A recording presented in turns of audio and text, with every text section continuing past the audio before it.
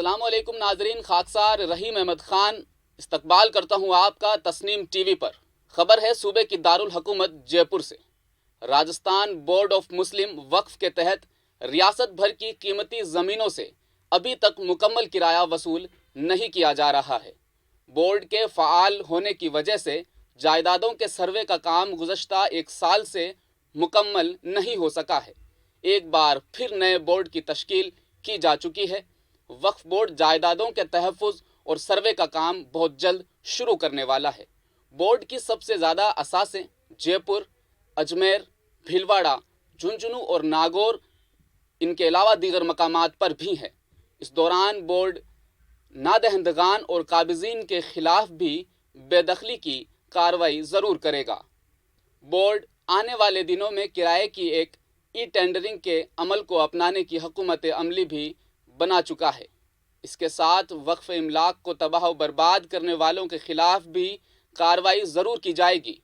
अब तक रियासत के 16 ज़िलों में ये बात सामने आई है कि 20% कमेटियों को पता ही नहीं कि शराकत आखिर क्या है। ताहम कई जगहों पर गड़बड़ है। बोर्ड में 19,000 से ज़ायद जायदादें रजिस्टर्ड हैं, जिनमें से 700 के करीब कमेटियां तश्कील दी जा चुकी हैं। अब सेंट्रल वक्फ बोर्ड की हिदायत के बाद जायदादों का सर्वे करने के बाद जियो टेंडरिंग ज़रूर की जाएगी। बोर्ड के पास 19,000 से ज़ायद जायदादें हैं। कहीं जायदादों पर नाजायज़ कब्ज़ों, तजावुज़ात और टाइटल को लेकर तनाज़ा ज़रूर चल रहा है। मुतअद्दिद ज़िलों में वक्फ इमलाक पर तजावुज़ात में ज़िलाई कमेटियों के मुश्तबह किरदार के पेश नज़र बोर्ड ने जायदाद से होने वाली आमदनी से मुतल्लिक तमाम कमेटियों की ऑडिट रिपोर्ट तलब की है। दोबारा सर्वे करवाने से किराया का हिसाब तो ठीक हो सकता है, साथ ही बोर्ड की आमदन में ख़जाना भी आ सकता है।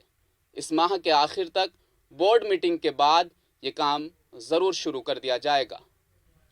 फ़िलहाल के लिए इतना ही। देखते रहिए तस्नीम टीवी। अल्लाह हाफिज़।